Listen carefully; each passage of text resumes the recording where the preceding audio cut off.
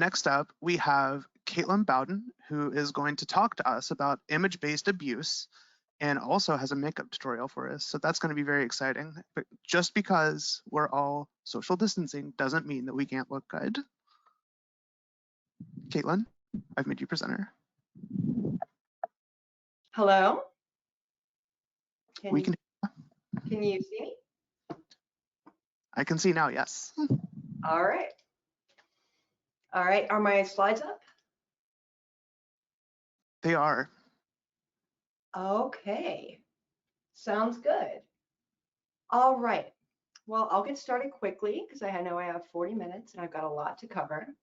All right, my name's Katelyn Bowden. I am the CEO and founder of the Badass Army, which is a nonprofit organization dedicated to fighting image-based abuse and non-consensual pornography. So I know a lot about this stuff. I'm more than happy to show you guys everything I know and to, encourage you all to ask some questions and learn more about this. All right, so the first thing I want to say is there is a warning up. We are going to be covering some topics that, it might be triggering to some folks. So I just want to give you a heads up, totally cool. If you need a break, need to step out, no judgment. All right. All right, now we're going to start by kind of defining what is image-based abuse. Okay, we have a lot of people like to refer to it as revenge porn, which I hate. Most of us in this industry do, because it's a really big misnomer. The word revenge itself means that this person did something to deserve it. It's very victim blaming in itself. The word pornography also implies that there's some form of consent involved. So, we prefer the terms non-consensual pornography as well as image-based abuse, both of which do cover a lot more than what the term revenge porn does. Because a lot of what we do isn't necessarily an ex that's leaking these photos. Very oftentimes we're dealing with deepfakes, we're dealing with sextortion, we're dealing with somebody that has gotten hacked, they may have sold a device or something like that, and the person who bought it off of them is now releasing their nudes. They may have had a device stolen, which is what happened to me. And so it covers all of that. Now, when I say what happened to me, it's because, I always like to tell people that the reason I got started with this is because I'm a victim of it. A couple years ago, I was a bartender. I had no idea. I didn't know my VPN from my EXIF. I didn't know anything about tech or, leaked nudes or non-consensual pornography. I didn't know about any of that. The only thing I knew about was vague, memories of hearing about something that's happening, when the celebrities all had their nudes leaked. Someone had stolen my ex-boyfriend's phone, and they had done so in order to get the nudes. There's a whole subculture of people on the internet that trade these pictures as if they were, Pokemon cards or baseball cards. Hey, I'll give you Jessica if you'll post a picture of Jennifer, so on and so forth. These are not things that are on the dark net. These are, things that are on the clear net. They're Googleable. They are, they are easy to find, and there's a lot of websites dedicated just to sharing these nudes. So I became a victim of that. And I found out that there was absolutely no, justice for this sort of thing in my state. I lived in Ohio at the time. And even though I had, somebody that confessed to doing it, I had already found out who was behind it. They said no laws were broken. So I never got any sort of justice in my case. And I got really mad and decided to help other people get justice in theirs. First thing we did was help introduce a bill in the state of Ohio, HB 497, which went through. It is now a law that makes it a criminal offense to share pictures of a partner or to share pictures of anybody without their consent, any kind of sexual images. It's just a misdemeanor. It's not, the harshest law, but it is something that is there. It's a good deterrent, most of all. This is the language of the law. No person shall knowingly disseminate an image from another person. As we all know, obviously, that if the person is under 18, it is a federal crime. But there are, I believe, 53 states now that have laws that would protect adults as well. Now, the problem with this law is that last line, the intent to harm the victim. Trying to prove intent when creating a charge is a really, really difficult thing to do. It's a very high requirement to ask people just investigating the crime to prove the intent. That should be left up to the prosecutor. However, the way the laws are written, they can't even be charged unless that they can prove that they meant to harm. So just want to let everybody watching this know, hey, sharing other people's news without their consent is harmful. Actively harming the person by sharing their nudes. So now you know, there's your intent. Sorry.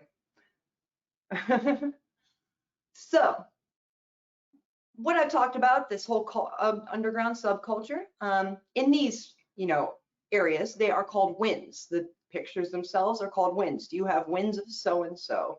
And it is a whole win sharing culture.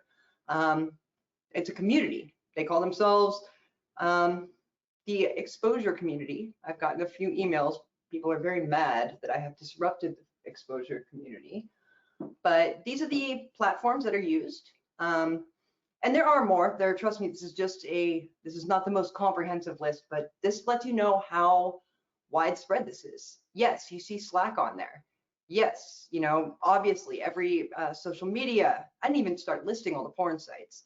But you're also seeing Imgur, you're seeing Facebook Messenger. Any messenger service where people can exchange pictures is going to be used to share nudes without consent. That's how that goes. Whisper, we are seeing it more and more on TikTok, which is terrifying because TikTok's audience is usually underage. So in each of these platforms, some are better than others at responding when we have to, send a takedown order. Facebook is actually really great about it. They take things down really quickly, and they have some programs in place. For all of Facebook's flaws, they are really trying to tackle this. The porn sites are great. I had a thread a few weeks ago about how Pornhub is really proactive when it comes to removing pictures and videos that are shared without consent. Realize there's a ton of consensual pornography out there. There are so many people that want you to look at their bodies. So having, stuff on there that people don't want you to see, it's just not necessary, and it just creates an issue for them. This is a screenshot of the a little bit of the win culture. Most of you guys will recognize this as 4chan. Obviously, I have edited these. This is 4chan/s. This is a really common place. We do see these images being shared. Oftentimes, they do have doxing information, whether it's full name, where they work, where they go to school, where they're from. It's not quite as bad as some of the websites that are solely dedicated to this. Obviously, if you know anything about 4chan, it's not completely dedicated to this whole win sharing thing. But you can just see with the text how much they objectify us in here. We're not humans anymore. We're just a bunch of pictures of butts and boobs. We're not, we don't have lives outside of just being objects. This is actually one of the websites that's dedicated to it, to sharing these nudes without consent. As you see, this is not a large area they're looking for. Hardin County, Ohio. There's only a few thousand people that live there. It's not a big area. Everybody knows each other. There's Mansfield, but look they're using first, last names. They're saying where they're from.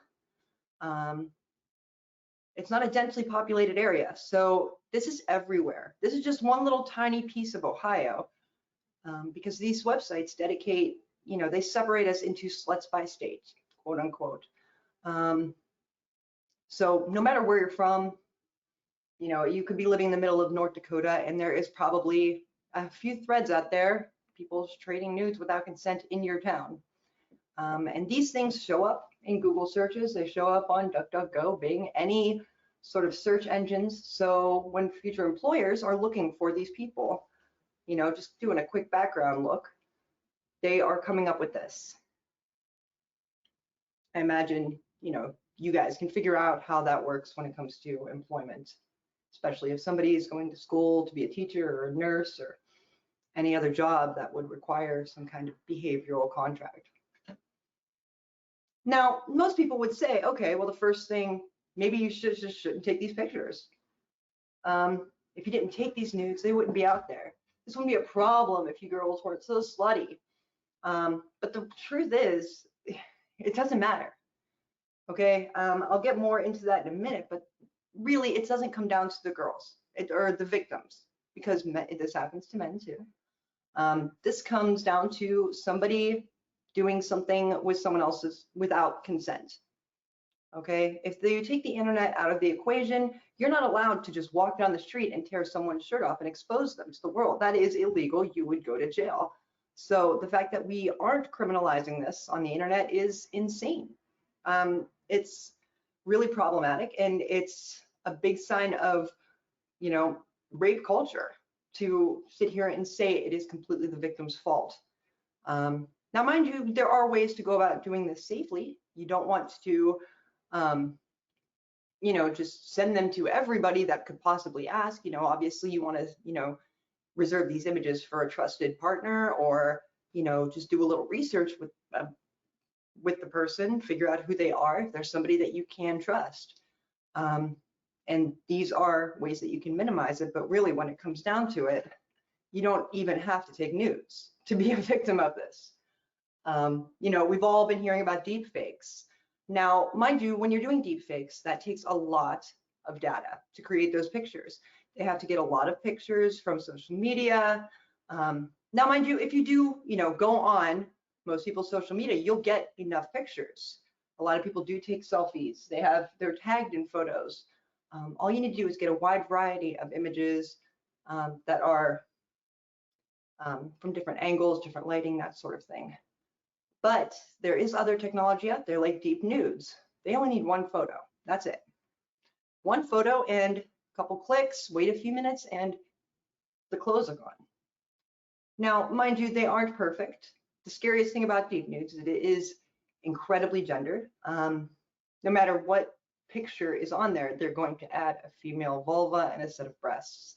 So obviously, we know what that tech is being used for. But we also, for a very long time, have seen fake nudes. And what those are photoshopped images. They're changed to appear to be the victim, or they're just other porn stars that happen to look like somebody. I mean, you can catch a still of a porn image from a video, where their head is turned, and they just vaguely look enough like one person that you can take that to one of those win sharing websites and say it's that person. And that person is left with no justice whatsoever, because they can't even press criminal charges because it's not them in the image.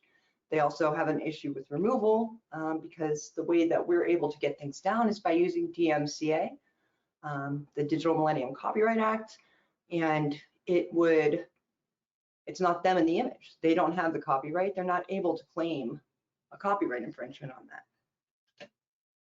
So these are different ways that you can sext a little safer.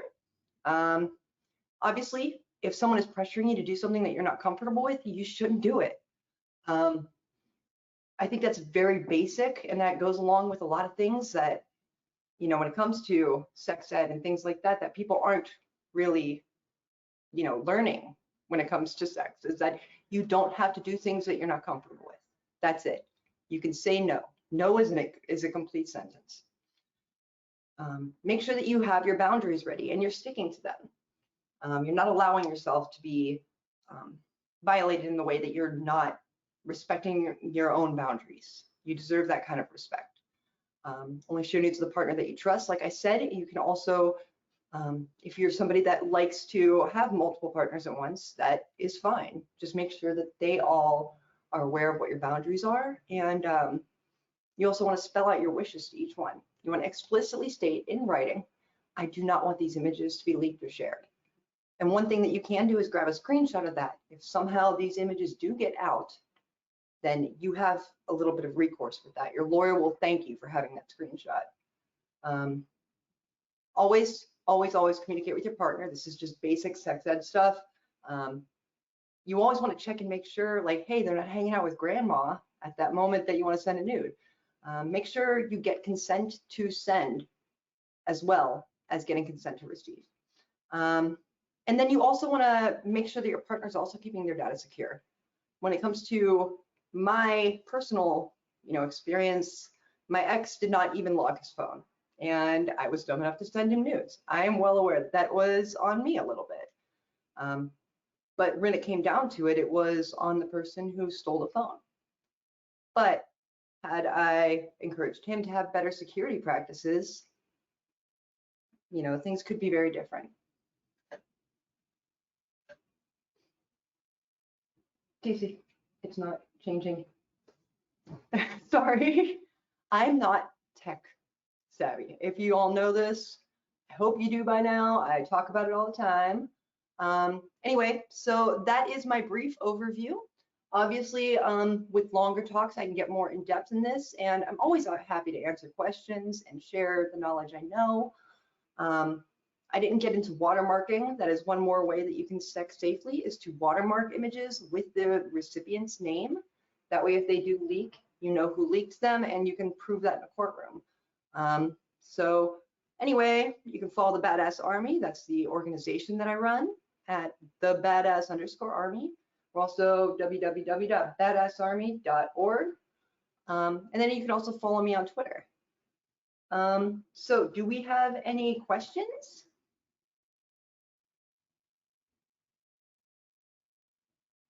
I know I just went through a lot of stuff, all very quickly. No questions at all? I can't see if anyone is typing anything, so. Let's see, looking through the Q&A. Okay. Yeah, I can't see the Q&A right now. Edith asked if you can include the websites that you're referencing in your talk, and I'm not sure which websites Edith was referring to, but. I assume she means the wind sharing websites. I'd rather not give them the URLs. I assure you they're out there and you would probably be able to find them easily, but I will be damned if I'm going to advertise those guys. So Totally sorry. Understandable. Melinda asks if some states are better at protecting victims than others. Absolutely.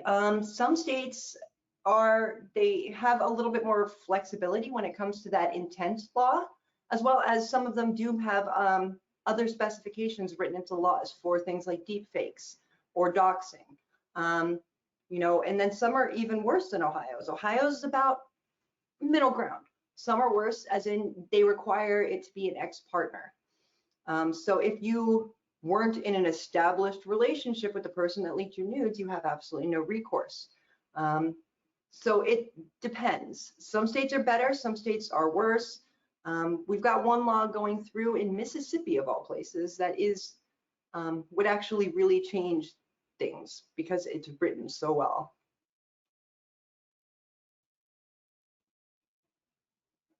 Anything else? Let's see if there's anything new. Somebody wants to know where they can get that shirt.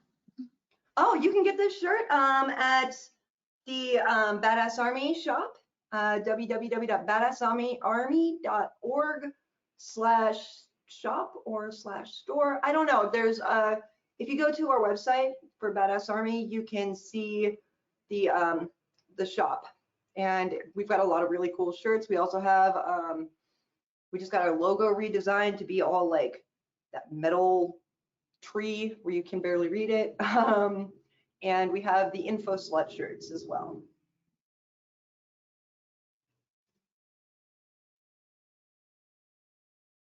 There is a question about, do you know if more states are planning to add bills like Ohio? And if so, is there any traction on creating something like COPA in regards to consent matters?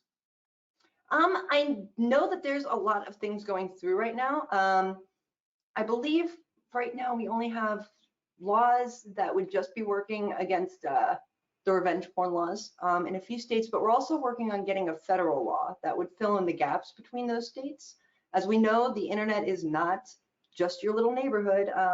So somebody leaking your nudes could be from across the country or even outside of the country. And a lot of people find themselves with nobody willing to cross those jurisdictional lines.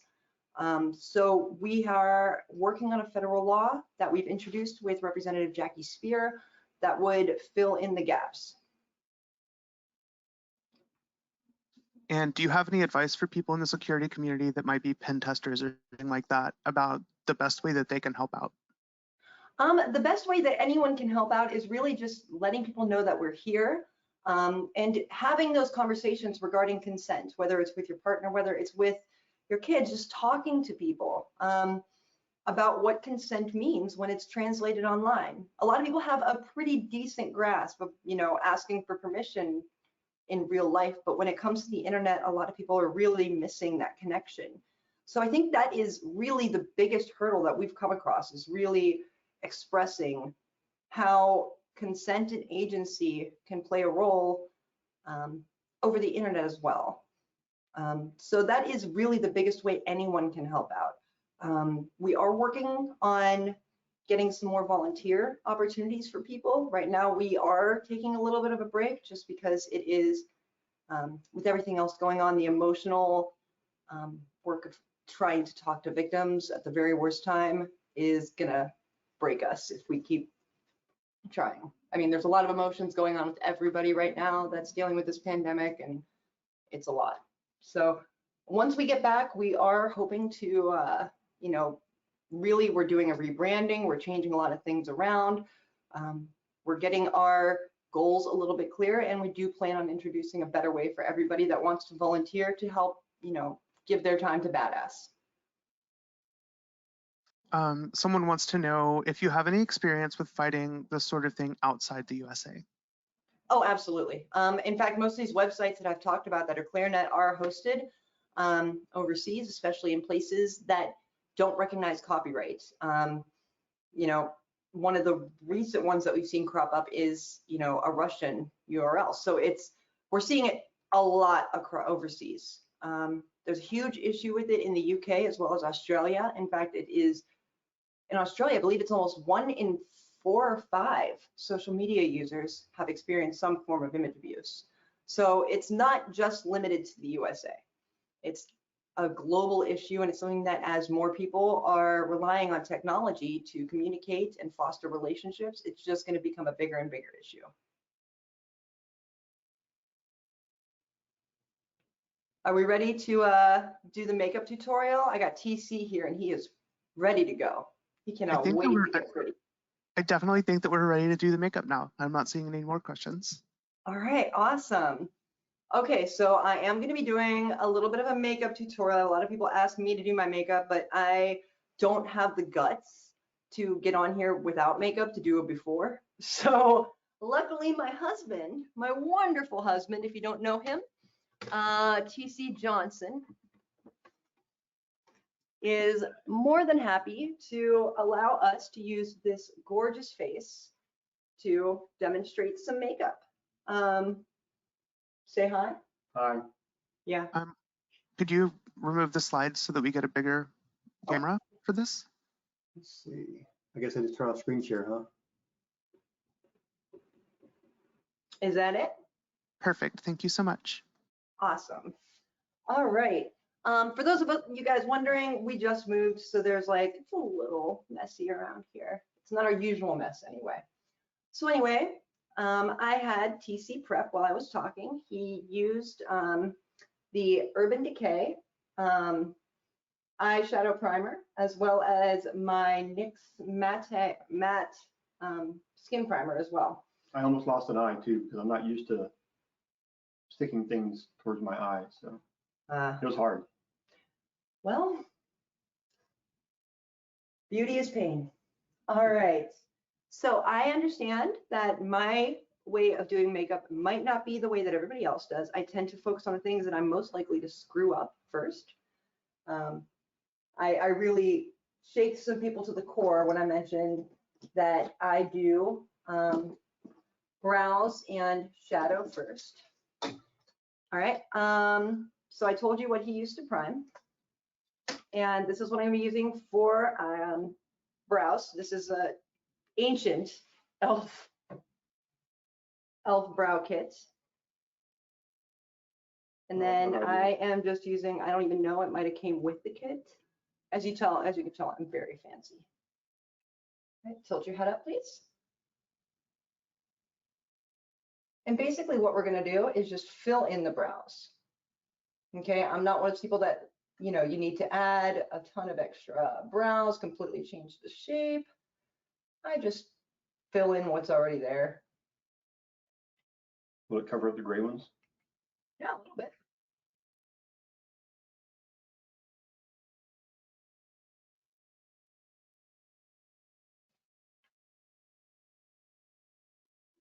This is an awkward position. Now, when doing eyebrows, you don't have to make them be twins. As long as they're sisters, it's okay. If you haven't heard that before, it's something people should remember. They don't have to be exactly the same. All right, so I am going to be doing a bright green look on TC here. I'm going to be using this Anastasia palette that actually InfoSec Taylor got this for me, and I love it. And it's got some great colors, as you see, some really bright neons. She got this for me for Christmas. And I'm going to start with, I don't know the name, C1. And I'm just using a flat brush because I want to apply a lot of color. Close your eyes, tilt your head up, please. And we're just going to apply this right in the inner corners. I always go from light to dark and work my way out. Try to relax your eyes. Thank you. Now, relax when you're attacking them. I'm attacking his eyes. Nice use of hyperbole right there. And I always just bring the extra up to accentuate the brow line. Next, I'm going to be going with this lime green, which I love that lime green. I'm going to be filling in the middle.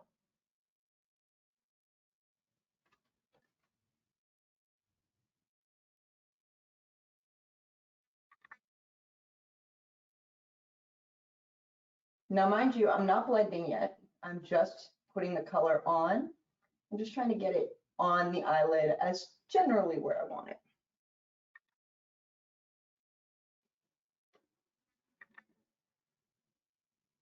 That's why I'm not using a big, fluffy brush. I'm using a flat brush just because right now the goal is to just put the color on. For those that know me, know that I love green eyeshadow. So next I'm going to use this E3 for the outer lids.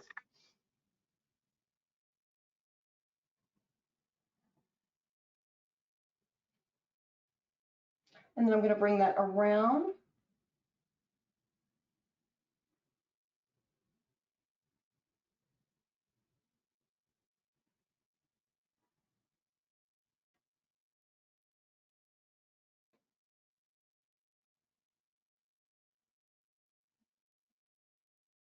Okay, and you just want to use this outer corners and then up into that hollow right there. I don't even know what you'd call that. I watch enough makeup tutorials, but this is the first time I've ever done one like in front of people. So if I'm awful at it,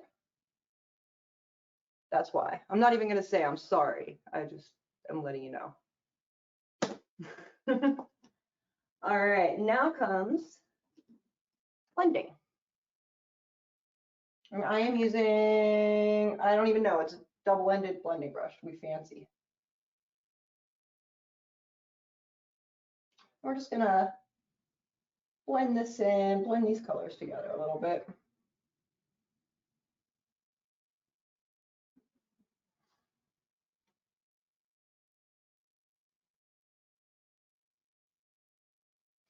Now mind you all, this is just all in fun.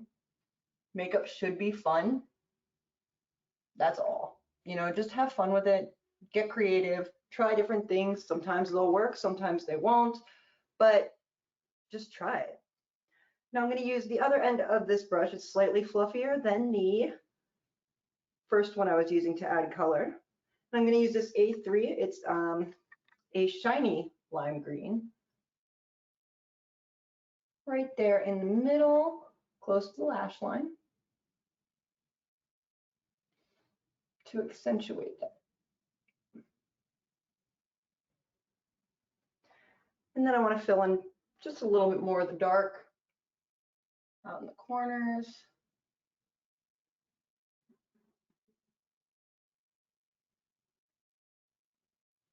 And then up into the crease. That's the word I was looking for, crease. Words are hard. All right, so TC open. As you see, looking beautiful so far.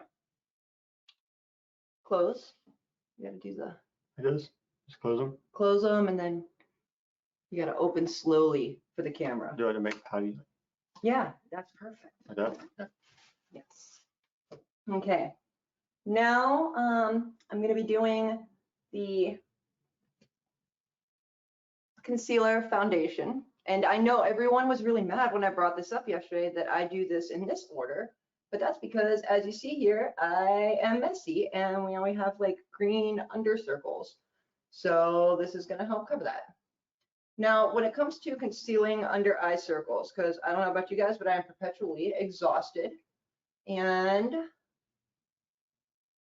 I use a good red tinted, it's got a little bit of pink tint to it, concealer, because that really does wonders with concealing under eye circles.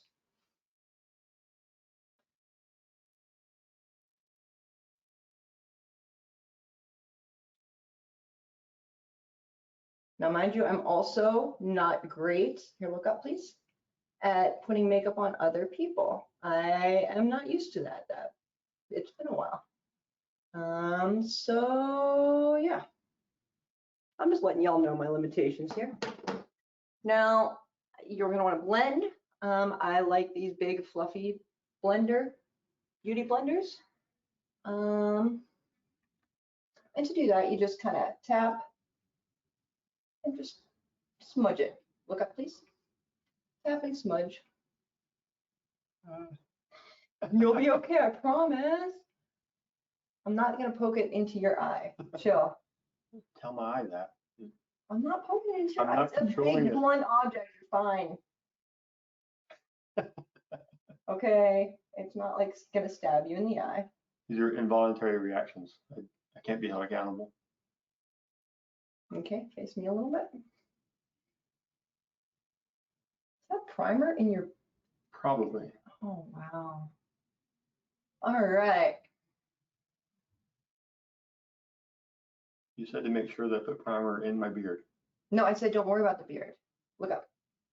Because we're not, right now we have the coronavirus, and so we're all wearing masks. And so I actually made a special mask, which you guys will see in a minute. Look up, please. For PancakesCon, please open. I'm trying.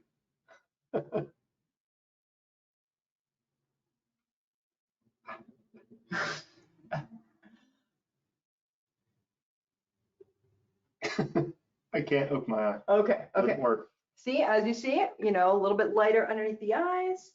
The next step is some foundation. I prefer this Catrice Cosmetics Liquid Coverage Foundation. It's actually super cheap. It's like 10 bucks a bottle, but it works really well. And you just want to add a little bit. Now, mind you, like I said, we're wearing masks right now, so you don't have to worry about anything below here. All right. And then you just do the same thing. You blend.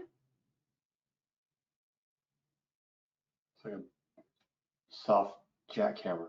Yep, pretty much. Beauty is pain. My husband is well aware. I will walk down the street, and if I see somebody that like I can tell put a little bit of effort into their look, I'm just like, oh my God, your makeup looks amazing.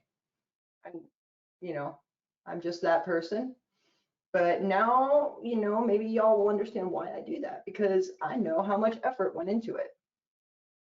This isn't the easiest thing, especially if you are like me and naturally look like a bridge troll. Luckily, with TC working on this here and letting him being my canvas for this bit of artwork, I have a much lovelier canvas to start off with than what I'm used to. Oh, stop. You're just so pretty. All right, now comes contouring, which is super fun. All right, for contouring, I like to use more concealer. I use the NYX NYX HD. This is just very light, and lighter than I would normally use for any kind of concealer. And then I go along. You want to highlight any pieces of your skull that stick out. I know that sounds weird, but that's basically what you're doing. You want to put some in the middle of your nose, up here through the forehead.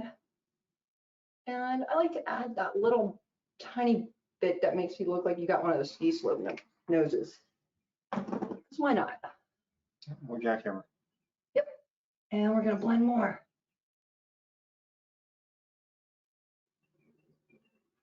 That was a fast one. Mm-hmm. Look up, please. Don't worry. Or not with your face, with your eyes. Thank you. Here we go. This is just, highlighting the brow bone. Tip of your nose. I wonder how many people are just dying right now. Well, drinks coming out. This is not good timing to say that. I'm just saying. Oh, okay. Bad phrasing. Yeah, bad phrasing. Come on. Laughing very hard, belly laughs. How many people are belly laughing right now?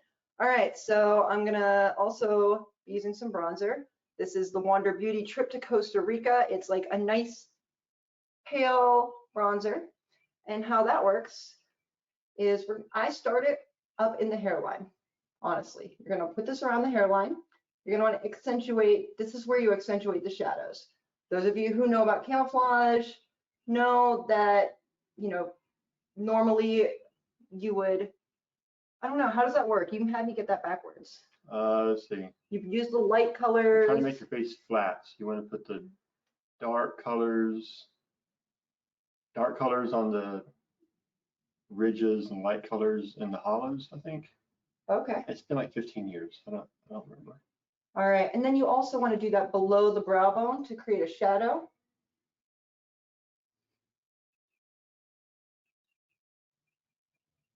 I think they gave us like one PowerPoint slide on that in basic training.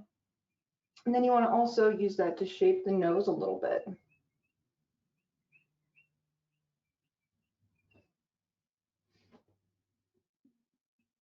Got a little steep slope right there.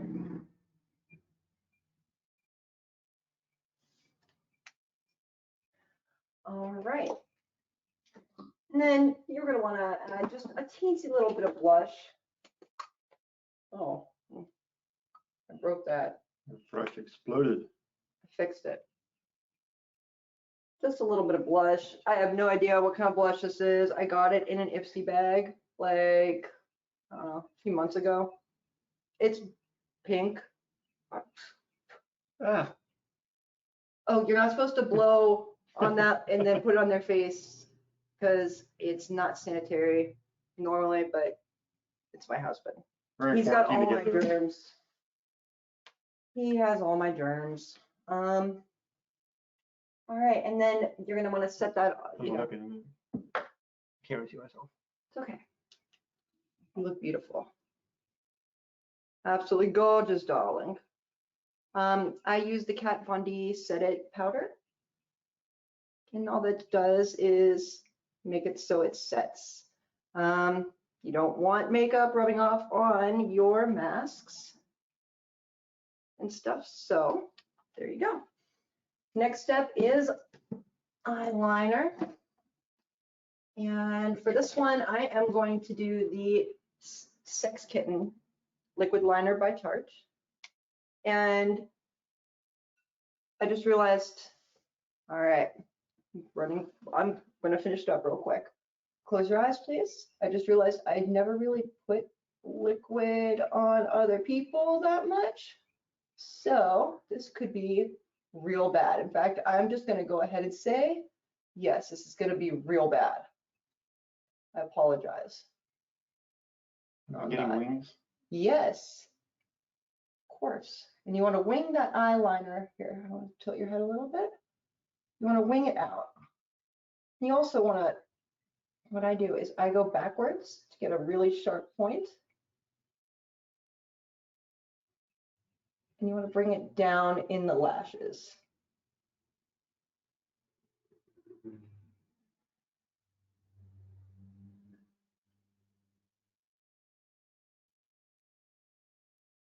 Oh, Lord, this is not going to be even.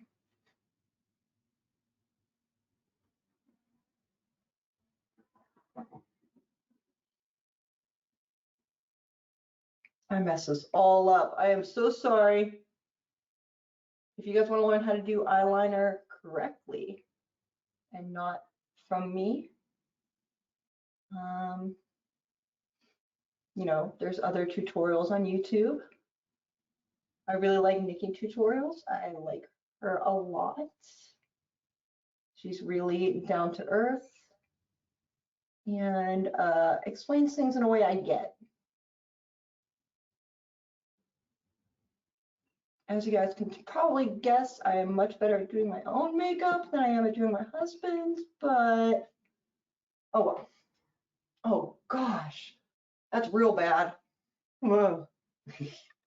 Sorry. I tried. I got a hot quarantine date later. I'm sure she'll understand. She better. All right, so finish this off by adding a little mascara. I was gonna put lashes on him, but long story short, his teenage son used all my lash glue to put a googly eye on our cat. So. Yeah, but where did he learn that from? I might have had some influence in that. No regrets. Ready for this? 1 second, we gotta highlight real quick. Just highlight real quick, okay. Highlight's very important. You cannot highlight enough. Yes, you can. I've seen some really bad highlight where people just look like they were dipped in gold and it's not a good look. So,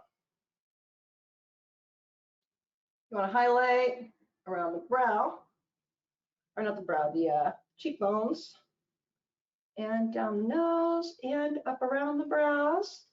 There we go. And like I said, it is, you know, makeup in the time of the coronavirus.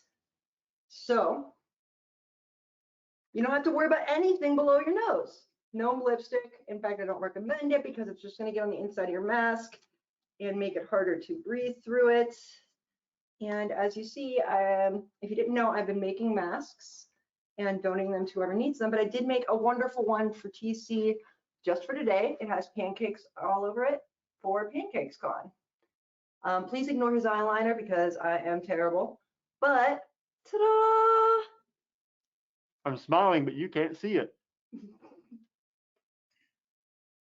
All right, I hope everybody is staying safe. Be kind to one another and don't touch your face. Wash your hands. We do have a couple of questions on the makeup section, if you don't mind. A little bit of time. Someone was wanting to know if you would be doing anything differently if he was going to be wearing glasses. I might accentuate the eyeliner a little bit if he was going to be wearing glasses, as well as, and I didn't get to do this, curl the lashes. That way they don't hit the glasses and get them all smudgy. But yeah, no, other than that, I don't really change it too much when I wear glasses. Someone was asking, what concealer brand do you use or recommend? I use both for both of these. This is a NYX concealer. I like these because they have in both the liquid form as well as the little pots. And I use the liquid form for contouring, and I use the little pots because they have a lot of pink tones. Like I said, you want to use pink tones to cover dark circles, and I don't sleep, so covering dark circles is really important. And are there any specific makeup brands you like to use? I really like to use Urban Decay. I do like NYX, NYX. I don't even know if you say that. I think NYX is the brand, it's like some lice brand or something.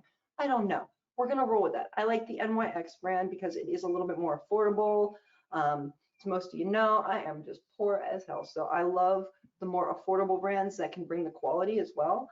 Jeffree Star comes out with some amazing, amazing lipsticks and lip glossies that I prefer, as well as the Morphe has some great palettes out there for eyeshadows. And a question that got asked, and I'll make this the last one, and I'm also curious about this. Do you dampen your beauty blender, or do you use it dry? I have dampened it before, and I do sometimes. It depends on my mood. If I'm going to be on camera, I usually don't because, like I said, bridge troll. So I want to cover everything as much as possible. And when you dampen your beauty blender, it tends to, make things a little sheerer. I don't want things to be sheer. I want you to see makeup. I don't want you to see me. So I know you're supposed to dampen your beauty blender. Just depends on how I'm feeling that day. I also should probably wash my brushes more. In fact, I recommend everybody, while you're in quarantine, wash your makeup brushes. We have the time. Do it. Well, thank you very much, Katelyn, for both halves of this. And thank you, TC, for joining us the second half. Thank you. Our next presentation is by Juno on reconnaissance and exploitation with the Nmap scripting engine and the physics of stringed instruments.